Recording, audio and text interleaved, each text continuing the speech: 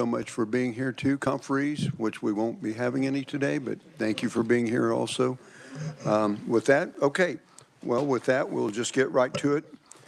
We're going to work House Bill 2223 today. Discussion. Representative Blex. Thank you, Mr. Leader. I might as well start this off. Been through a lot of these long-term battles of expanding health care and privileges to people that theoretically aren't qualified as others, and it is a tough call. You know, I believe this bill is probably one of the better ones I've seen that basically says, you know, a couple of section 2 and 3 there under 1 that says what they can do, and then down at 4 it says what they can do, and then it has a fairly long section on down in 5 what they cannot do, and it kind of lists that. And I appreciate that from a standpoint of clarity, because when we indicate, you know, somehow they don't have this, they don't have that, and we seen one that didn't have insurance, and nobody that's smart enough to go to optometry school is going to open a business door without insurance, and most of them $1 million to even more liability. That's pretty much standard. Granted, they're not in the health care stabilization fund, and that might be an option down the road. But when I look at the testimony of that's happening in those states where you have 146,000 procedures and only a couple adverse effects, that's pretty darn good. Because when I was involved with the APRN bill, we looked at adverse effects, and that was pretty critical of what they can and can't, you know, the problems they had. And there's going to be problems in everybody's level. And while I certainly support the ophthalmologist on what they do, because there will be a point, and I'm a classic example. I'm 6 miles from the Oklahoma-Kansas state line. I'm diabetic, and you can't tell it the way I eat, but bottom line of it is I'm probably having some retinopathy. I go to a good optometrist in Independence, and we had a good ophthalmologist in Coffeyville. He's not done any surgery for almost 6 months. Another one in Parsons that's way older than I am and probably needs to quit. He's been really good in his day.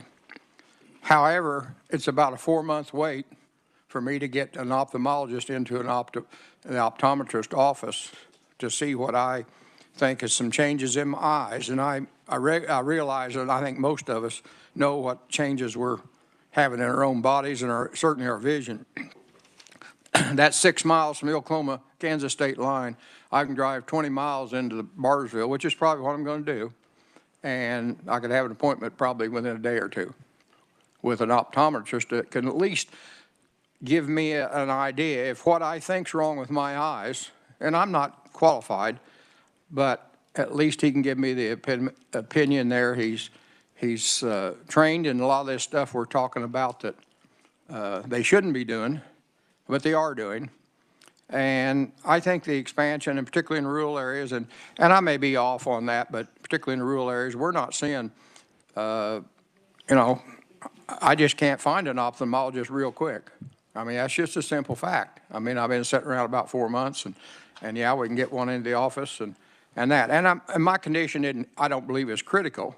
And certainly if it was, I believe they'd be there. But sometimes we just push things for turf wars. And, you know, when I seen the mid-levels get into it, there would be, as my favorite saying, blood up to a horse's bridle in the street. That hadn't happened. And things are working, and we've certainly seen the expansion of access to certain people, certainly in the mental health in that area. So if you haven't figured out now, I'm going to, and I know we haven't had a lot of time. We could have probably used a little more time to look at this, but I'm going to fully support this bill. Thank you, Mr. Chair. Thank you for that. Committee, further discussion. Representative Droege. I greatly respect the eloquence that Representative Bleck has brought to this. I kind of tend to be on the other side of it. I think we need to remember the patient, and we need a level of education and expertise and the ability to be able to carry out these procedures so that for the best outcome of the client, the patient, and someone with the extra education, you know, it's 4 years of medical school and 4 years of optometry school, plus they've got that time after medical school that they have residencies. So when they are involved in something, they look at a differential diagnosis and do a complete evaluation of the entire patient, not just the procedure that's in front of them. I think that the optometrists do a wonderful job, and they're really good. It's just that I can't bring myself to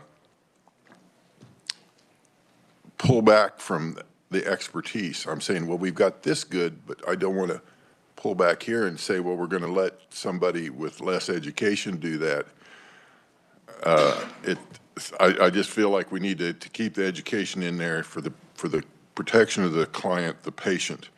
And then you always have to put in that the insurance and the healthcare stabilization fund that they're not part of.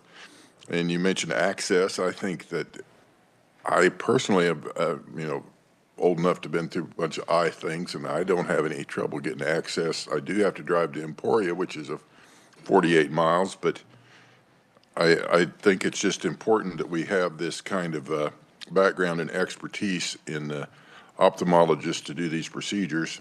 And if you start allowing other procedures to be done, it leads to more asks in the future.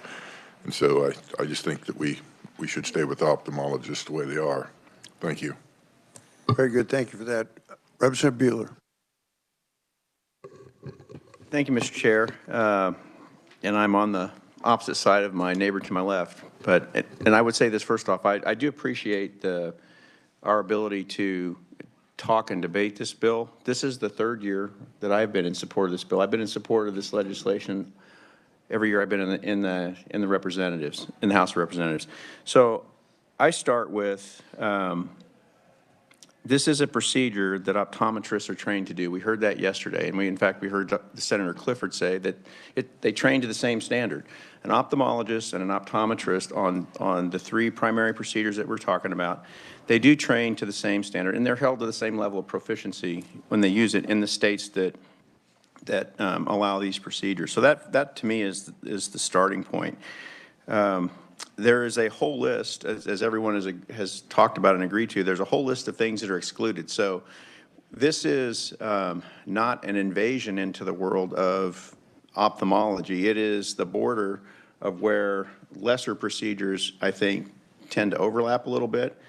And when you think about the questioning yesterday, when again asked Senator Clifford, at the start of his medical career, there were procedures that he's doing today that he was not doing 30 or 40 years ago, and that's the advancement of science and technology.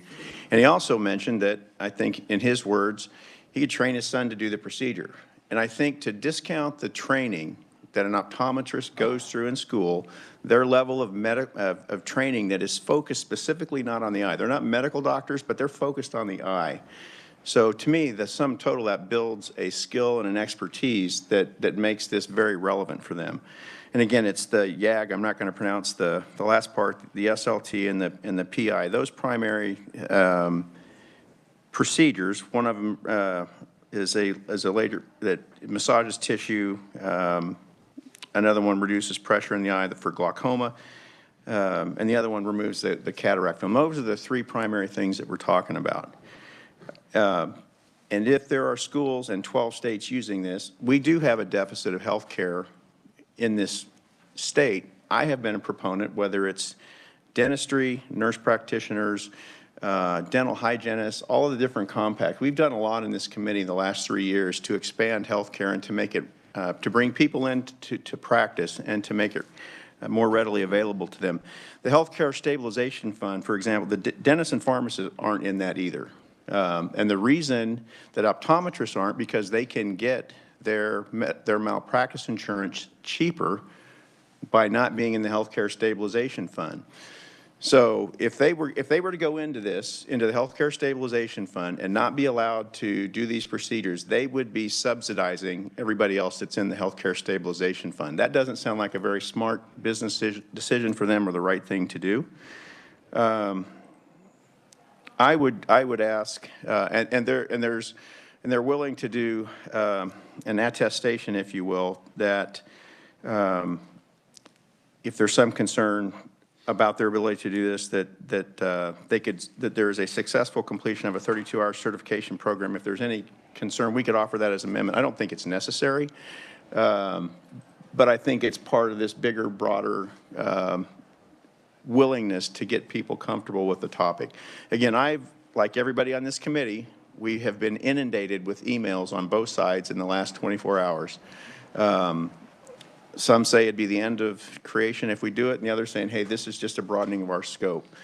I line up on the broadening of the scope, and I would encourage those on the committee to consider it that way as well. Thank you, Mr. Chair.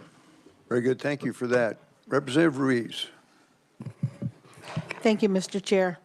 I am very much in favor of this, and like the previous representative, I've been in favor of it since being elected, and this bill has been brought up, or at least talk about it. I think this is the closest we've ever gotten, and it is a very clear bill, as when my previous representative over here, my representative on this side, also talked about how descriptive the bill actually is of what they do and what they don't do or they can't do. And I represent a district in an urban area, and we all know there are 5 big urban cities in our counties in the state. But because of my relationships that I have built with people that live in the western part, in the southwestern part of the state, I think about them a lot because they don't have the same options that we do. I have an AA in optometric technology, which doesn't mean a whole lot right now, but it does make me a pretty picky person as to who is going to provide services for my eyes. And I've been very lucky to find some really good optometrists that have worked with me, and my current optometrist is awesome. And who used to live out in the western Kansas, but moved to Johnson County. And they are very, very much aware of all of my health issues, and they talk to me about all of my health issues. That's not ignored. I fill out a form, and everybody has to fill out a form, and you tell all of your health issues, medications that you're on, so that she knows how everything is working, in my body. And so they are very aware of that.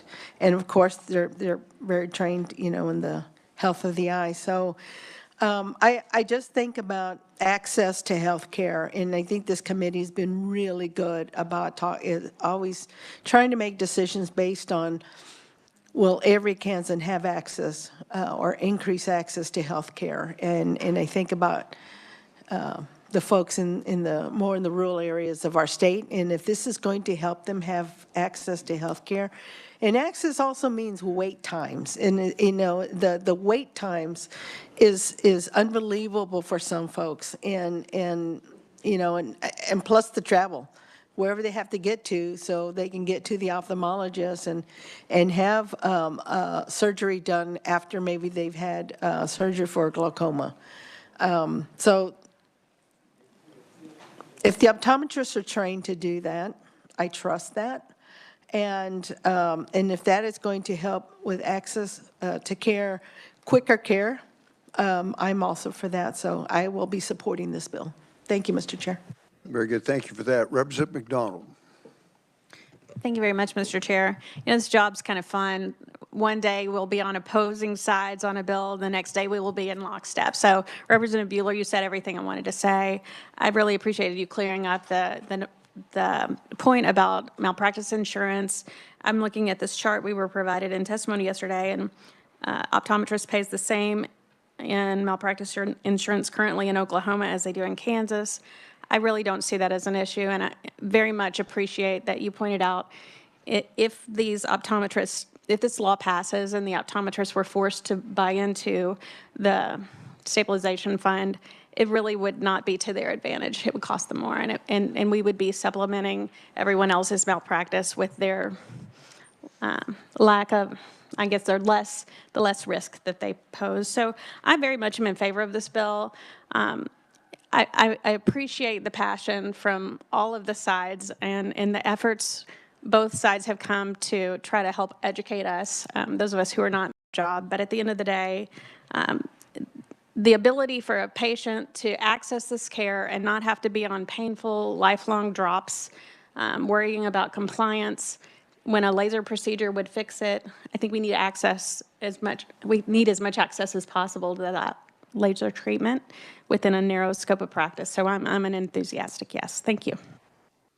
Representative Rivas. Thank you, Chair. Yeah, I just wanted to share a couple of comments from the different commentary yesterday, over my perspective on it. One of the discussion points was differential diagnosis, and as a provider who's had to do that, it's not that everyone doesn't do differential diagnosis, but the final diagnosis quite often is referred to another provider. In my case, I might send someone to an oral surgeon and say, hey, here's the 2 or 3 things I think it is, but I can't quite figure this out. They do the biopsy and they get the final diagnosis. So same way with the optometrist. If they're not sure, they're going to refer. Or they're going to, if they can do a biopsy, I'm not sure if they can or not, but if they can do that, that's great. The point is, everybody does differential diagnosis. That's just second nature. That's what we do. So just wanted to clear that up. The other thing was about continuing education and if it's done at a hotel. Well, I'm a guy who's done a whole lot of CE at dental schools, med schools, hotel convention centers, because you go where it is. 40 years ago, it was all in a classroom somewhere, probably in a school. As times evolve, it's online. Sometimes you do online stuff, then you do a hands-on program at some location.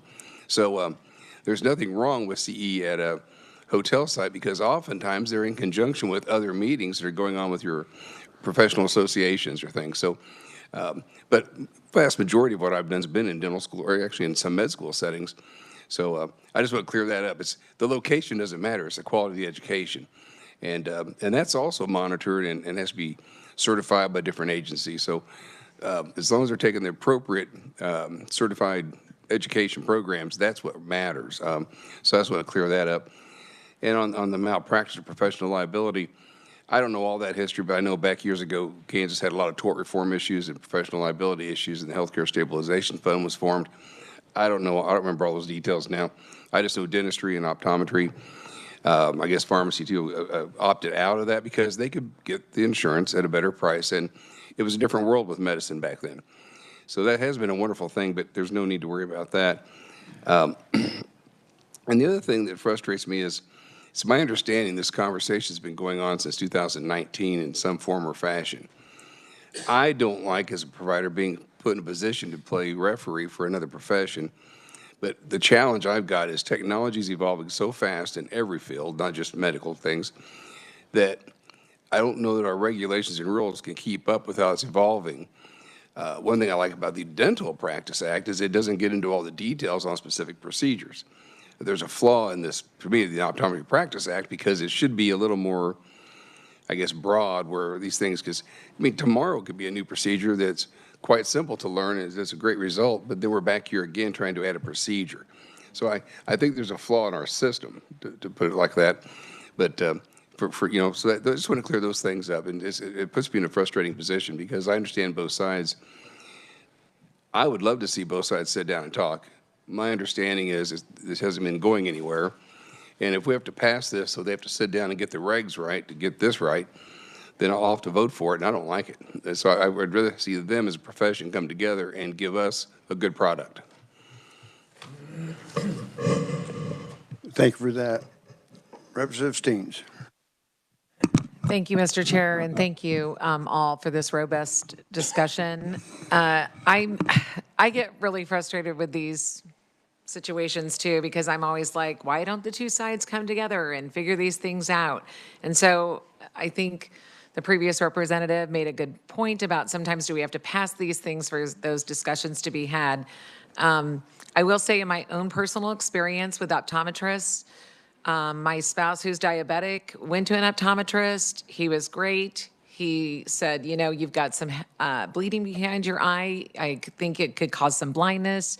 And my husband was referred right away to an ophthalmologist. I've worked with ophthalmologists myself in my professional practice, and they're wonderful. I'm very appreciative of all that they do and the precise things that they are obviously trained for. But listening to the optometrist yesterday, I was a little taken aback. I think was one phrase that was used when they were saying that they get this training, and so I'm thinking, why are they getting this training and then they're not able to practice? I respect the Dr. Clifford, who was here, the senator, who also spoke about having direct supervision. And I would think, at least in my urban area, I can't speak obviously for the rural areas, and I can understand, them not having some of this care right, there in place. They have to go a lot further to get it and consult with some of the ophthalmologists. But I know here in Kansas City, at least in our area, they work pretty closely side by side. And so I would think that if an ophthalmologist was not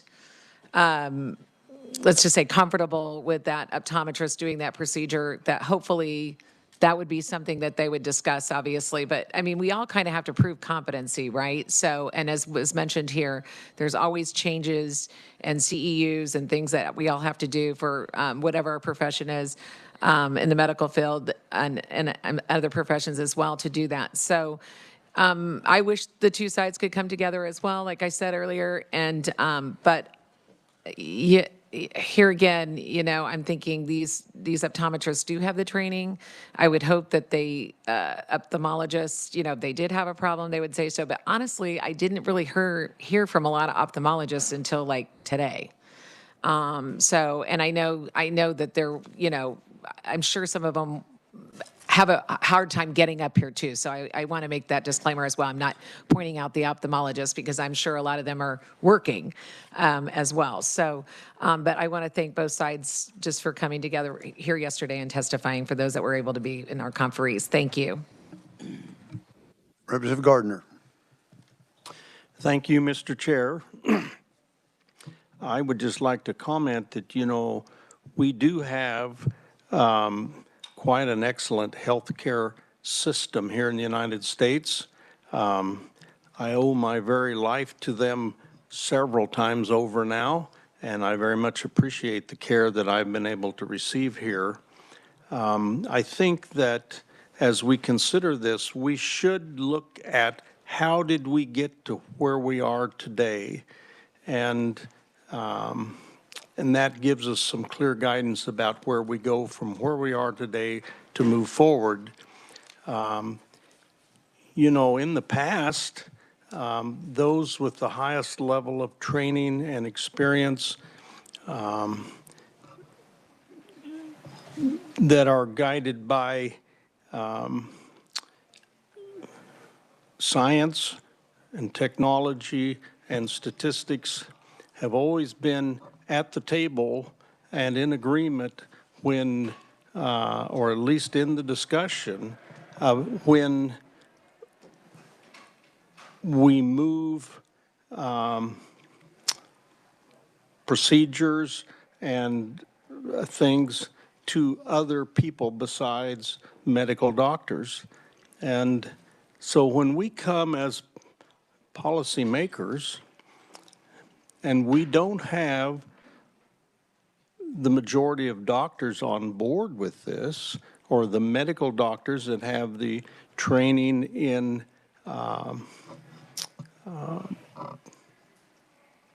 all systems, not just the eye,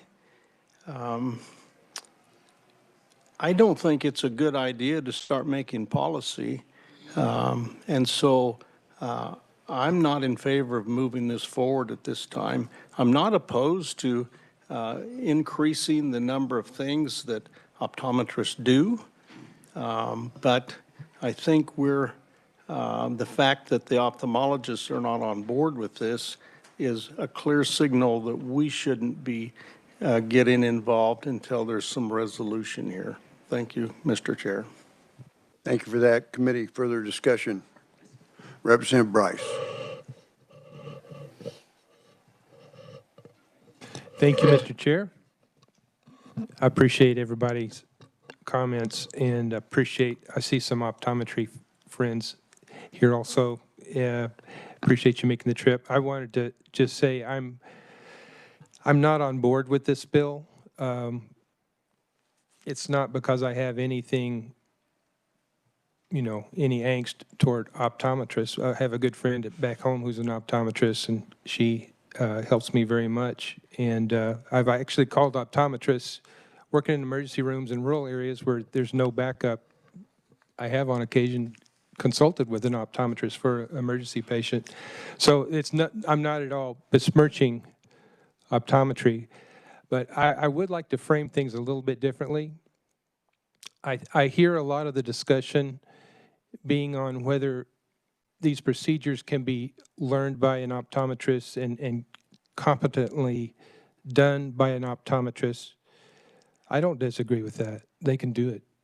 Everybody in this room could probably learn, if we trained you, you're smart enough, you could do one of these procedures, and you could probably do it competently.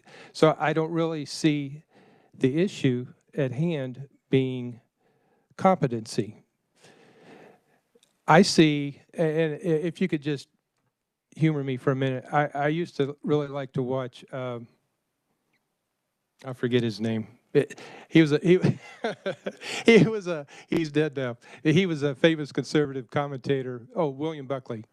And he used to say, being a conservative is like standing athwart history yelling stop. And I've always found that humorous. But I kind of feel that way here because the issue is not competency or some of these other things we've said. The issue is broader than that. The issue is historical, and the issue is looking forward to the future. And what I mean by that is, for over 100 years, the people of Kansas and the people of the United States have developed modern health care. Before 100 years ago, anybody could do surgery, anybody could be a doctor. You go to Dodge City, hang up a shingle, the old Westerns, Doc Adams, you're a doctor. About 110 years ago, there were some studies done to see, because of the advances in technology, and it was kind of coming out of witchcraft type things and voodoo type things, and it was becoming more scientific, and they realized there needed to be some standardized training. They needed to be some standardized standard of care, and competencies. And so medical schools were born. Maybe 110 years ago, they started to be born. And over the last 100 years, licensed physicians and surgeons have done surgery. People who aren't medical doctors, people who aren't physicians, haven't done surgery. And so the broader look at what we're looking here today is not competency, it's have we changed so much as a society that now we want non-physicians, non-medical doctors doing surgical procedures on us. That's in my way of thinking, that's like a camel getting the nose under the tent. And pretty soon the whole camel's in the tent. You know how these things kind of progress over time. You have a few procedures and more procedures, and you can't say no after a while as the legislature. And that may be, honestly, that may be where we're headed. And I'm not naive enough to think it's the good old days in the 1950s, and it may be that non-physicians are going to be doing surgeries. But I'm not ready for that. And to me, there's too much at stake relating to patient safety, but also on a broader view, what comes after this, that I don't believe I can vote for this simply because I don't think people who haven't gone to medical school, don't have the background, don't have the training, don't see the whole person in the way that a physician, don't think like a physician. Like Dr. Clifford was saying, you may remember yesterday, he had the patient who hadn't even gone in the door, and he knew that it was an aneurysm, faulty vascular system in the brain, where people who weren't trained as a medical doctor didn't see that. That's a good example, I think, of what I'm talking about, is looking at the whole person, thinking like a doctor. And you don't just go to medical school to learn anatomy and learn physiology and learn medical terminology. You learn to think like a doctor. And that's very important. Maybe, I don't think I'm overstating that. It's something that I run into when I work with non-physicians. But I do appreciate the optometrists and things they do, and I want to be supportive of them. But I cannot make this sea change. This is a seismic shift in healthcare if we do this. This is non-physicians doing surgery with no consulting requirement of physicians, no required backup of physicians, no, you know, it's just mind-blowing to me that this has gotten traction, but I see that it has gotten traction, and I'll deal with that. But I would say, Mr. Chair, that let me, if I could, just humor me one more time. I have a hard time expressing what I'm trying to say. Think of, we're legislators, and we write bills, we vote on bills. What if you as a legislator wanted to write a bill, so you take your laptop home at night, and you write a bill, don't consult the reviser, don't consult legislative research, you wrote a bill, because you can write a bill. You think you're competent to write a bill. You know English. How far would that go if we didn't have the revisers? We rely on their competency, we rely on their broad background, we rely on their education, their legal expertise. If I, as a non-physician, start doing surgery without any requirements to be in the stabilization fund, by the way, we can address that later, but there are some changes from what's been said. If I'm not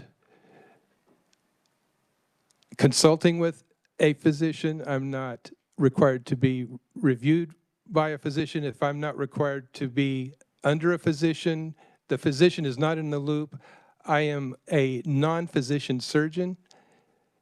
That is unacceptable for me. And so, Mr. Chair, I'm sorry to take so much time, but that's why I'll be a no vote. Thank you. Thank you. Representative Berquist. Thank you for the comments that have been made all around. I spoke with a couple of optometrists last night and a couple of ophthalmologists, and I got pretty much the same story in one case, and that was that when an optometrist finds something that they don't address or that they can't address or that they don't know the answer to, they're likely to go to the ophthalmologist or refer to the ophthalmologist. They're not interested in damaging somebody. They're interested in helping somebody. And if it's outside their field of expertise or their field of practice, then they defer to the ophthalmologist. I feel very confident that in both cases, that's what I heard was that they receive from and they send to. And that's the relationship that you expect. And it's the same relationship type of thing, not the same thing, but that we discussed and worked through with the APRNs. And the APRNs are limited to a scope of practice, and hopefully that can be contained. But that's a matter of the character and taking on the responsibility of the legal status that they have. That's where we come in, and we're not the experts. But we've tried to provide limits to practice so that people are safe in the state and people receive health care. I'm in support of this bill. Thank you. Very good committee. Representative Bueller. Thank you, Mr. Chair. I want to correct maybe one of my first statements about the Healthcare Stabilization Fund. I had a friend phone me and said everyone who's in the fund, they are risk rated and pays their own way. So to say that an optometrist might necessarily be subsidizing them is probably an incorrect statement. But the point is, they do. They're not in the Healthcare Stabilization Fund. Neither are dentists and pharmacists because their malpractice insurance is cheaper. That just wanted to kind of clear the record on that. But I want to go back to one of the previous statements about this being about competency. And if you go back to the statements that we heard, this the same for the procedures that we're talking about. They're being trained to the same level, the same standard. The expectations and proficiency are the same. So there is a competency. And I want you to consider that over maybe an analogous example in healthcare in general. 40 years ago, even 30 years ago, 25 years ago, Where did we see nurse practitioners in the medical field? Where did we see the role of the physician assistant, the certified registered nurse anesthetist, the nurse, the list goes on. And I'm saying that because whether it's William Buckley saying stop, there has been a tremendous change in how healthcare is provided and delivered, and it's through the expertise of these specialties and subspecialties. And what I'm saying is there's an intersection here where when you're safely trained to do a procedure, or the three that we're talking about primarily, we can increase healthcare for Kansans. And I think of the state, if you go draw a line through the state of Salina and go west, prime opportunity, and it may be in the urban areas as well. So again, I think it is about competency. And I think we're debating the merit of competency, and we somewhat denigrate optometrists by saying they're not competent to do procedures they're trained on. And that's the part that I don't agree with. It is historical, and again, I would just ask everybody to stand back and take a look at healthcare, where it was in 1970, 1980, 1990, 2025. Seismic shift in what's available, how training is delivered, and the roles that the various people and places are playing within that field. So to me, that is a shift, and this is a chance for us to do better for the state of Kansas in this, with this particular bill. Thank you, Mr. Chair. Any further discussion? Representative Blacks. Thank you for that. And I think whenever anybody gets into trouble in the professional realm with a diagnosis, they can't do it. The automatic thing is a referral. And that referral does two things in my mind. It builds a relationship with the person who may be more advanced or more specialized, so that benefits that maybe lower level practitioner or somebody equivalent that doesn't do that a lot. And, you know, you always hear the saying, if I'm going to have surgery, I want to go to somebody who does it every day, as opposed to somebody who may not do it once or twice a week, if that. And certainly, but in the rural setting, we have to deal with the cards we're played. And there's a huge void in there. And certainly travel time as people age, travel becomes a huge limitation of having to drive, and that's probably going to way it's going to be. I can't see too many changes in that, but it's hard to attract those really specialized people and practitioners to a rural area simply because there's not enough business or there's not enough facilities that, you know, they want to live in that area. So, you know, I think the referral, most of them are professional enough, knowledgeable enough, trained enough. And, you know, we heard that yesterday. I was quite surprised when the optometrist from Oklahoma gave his presentation on, you know, how well that program's going down there. You know, the VA recognizes optometrists as a physician. And while I agree, there's the ophthalmologist is more trained and certainly has a knowledge of the systems, but yet it's the same token, I think there's a lot of opportunity in the room. And like I say, again, I do appreciate this bill is pretty well specifies what they can't do. It gives them some there, and you add that with the modernization of equipment and our delivery system. You know, I think it's going to be a safe go for us to advance this bill. Thank you, Mr. Chair. Very good. Thank you for that. Representative Droege. Thank you, Mr. Chair, for the second try. You know, the optometrist has an overview, and I look at other things like in the military, you have the senior officers that have an overview of what's going on. It doesn't mean that the officers below them don't know how to do something, but the senior officer has this overview. If you're in geology, or how about construction science versus engineering? The engineer has a whole different look. The construction scientist can do all the work, but there's that overview that it comes with the extra education and the experience. So that's I think sometimes, and I don't mean that this is not against optometrists or anybody that's doing some of these technical things, but sometimes they don't know what they don't know. They feel competent, but they just haven't got the whole picture to And you say, well, they refer them if they're puzzled. Well, yes, they would do that. But they sometimes just, and I'm not just singling out optometrists, but people that don't know what they don't know if they don't have the overall education. Thank you. Committee, further discussion. Representative Reeves. Thank you, Mr. Chair, for the second time here. The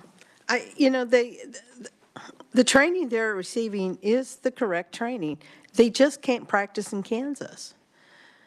They can go to some other states. And so what we're trying to do is to allow them to be able to expand their scope of practice in Kansas so that we have more access to healthcare, to eye healthcare.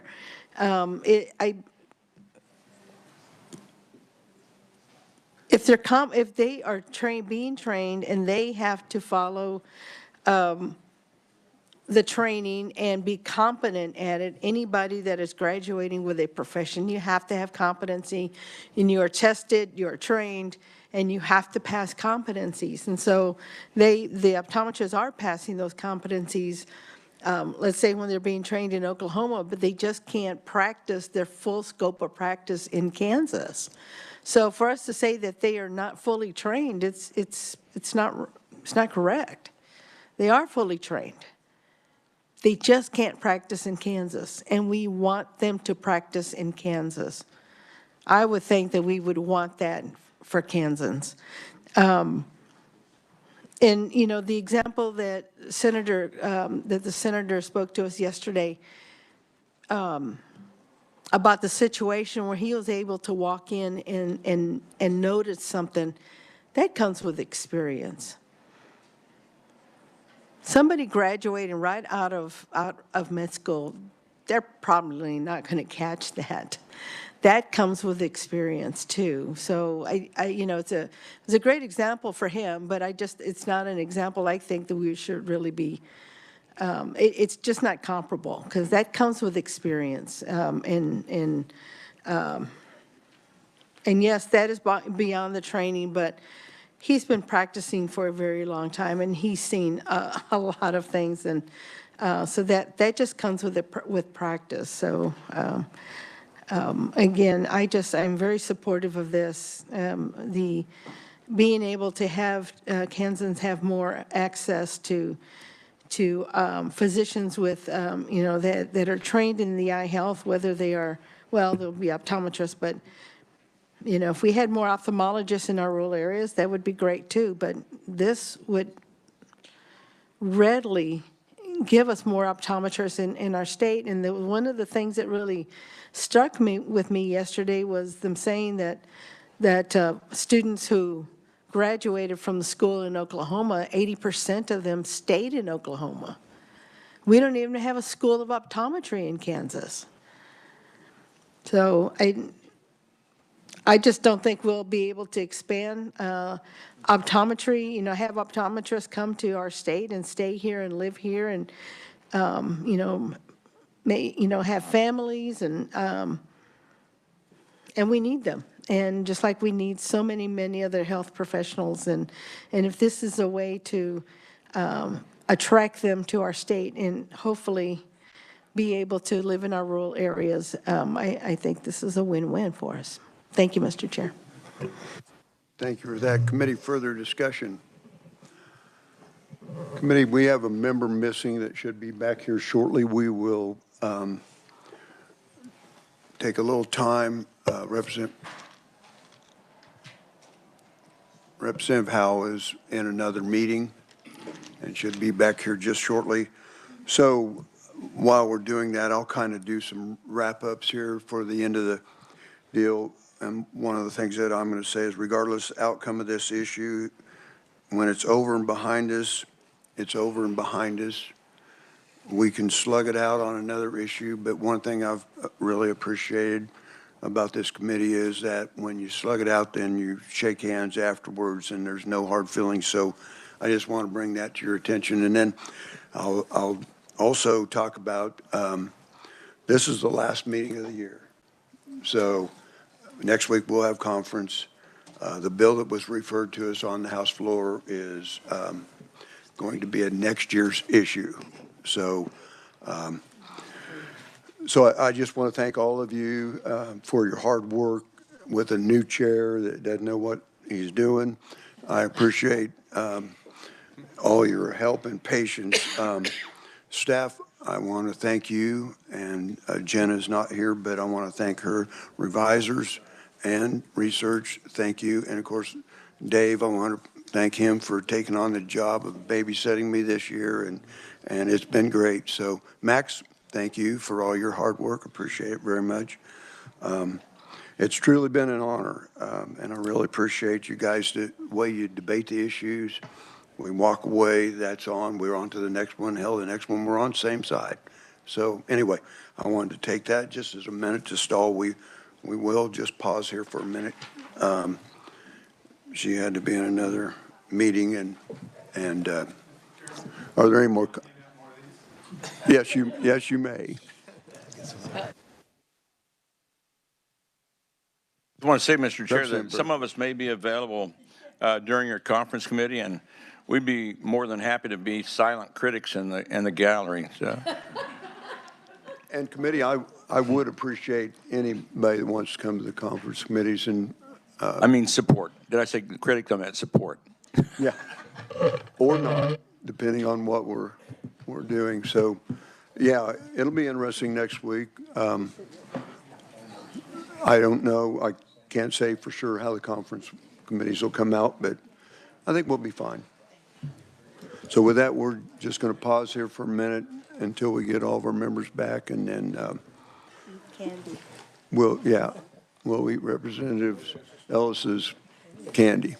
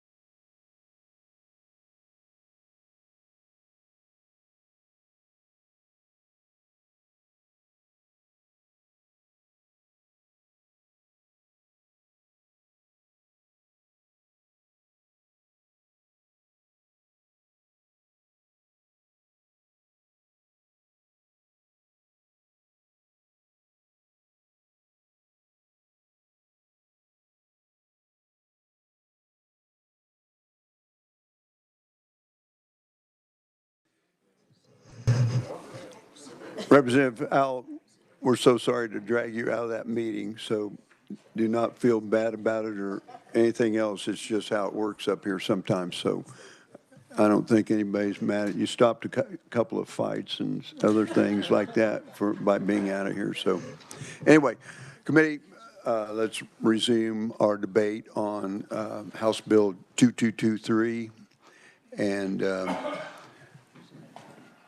Representative Bryce, are there any more folks that like to speak? Representative Bryce? I would wait for a motion. I'd entertain a motion to pass out House Bill. Representative Bueller? Thank you, Mr. Chair. I move that we pass out House Bill number 2223 favorably. And a second? Second by Representative Reeves. Discussion? Representative Bryce? Thank you, Mr. Chair. I would make a substitute motion to table House Bill 2223 until the beginning of next session.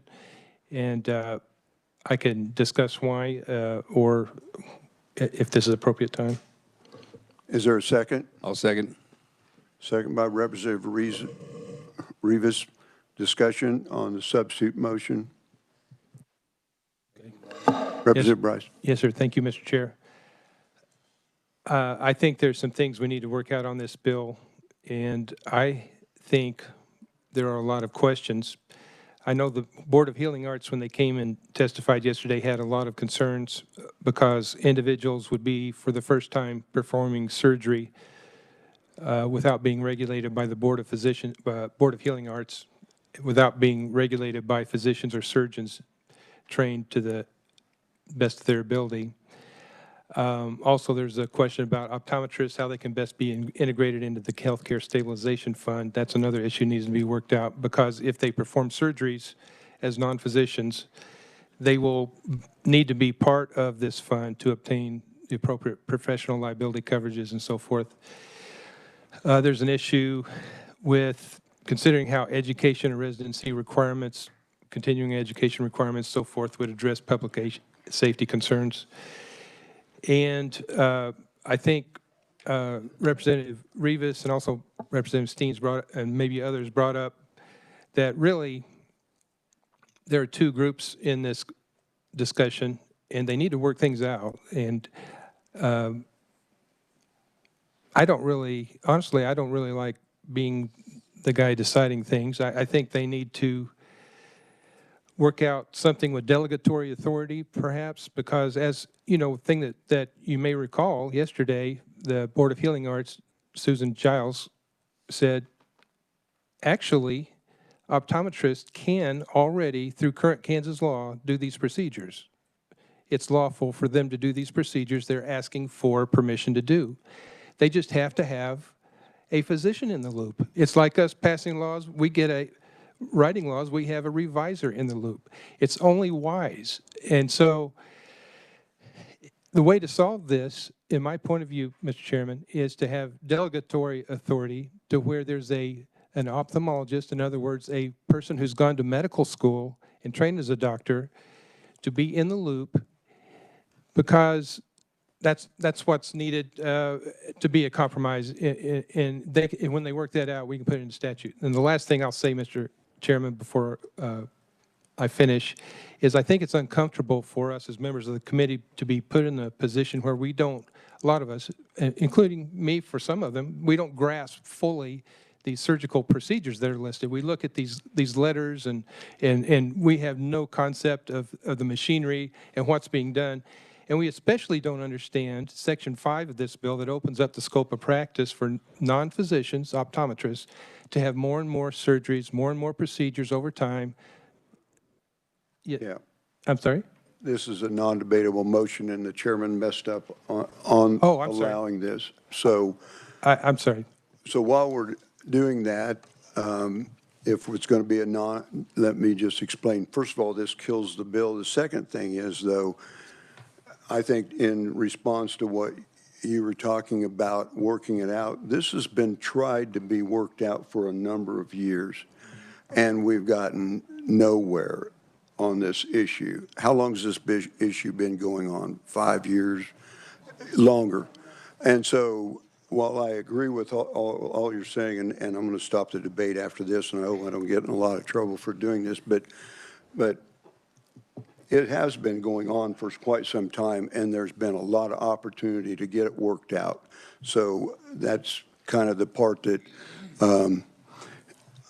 I'm concerned that does this bill go down, go back to, and dies, that we'll be back here next year dealing with exactly the same issues that we're dealing with now.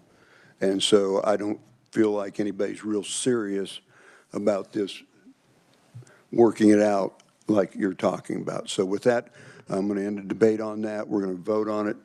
All in favor of the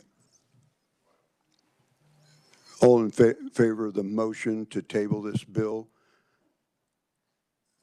raise their hand, their right hand.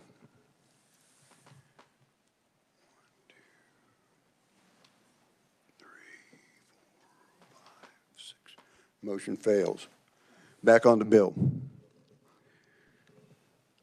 I'd entertain a motion to approve the bill. Oh, we already have. So we're back on the bill. Motion fails, so back on the bill. All in favor of passing House Bill 2223 out, say aye.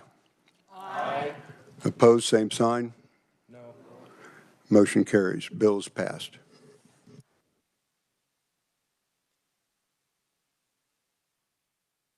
Thank you, committee, for your work. You're welcome to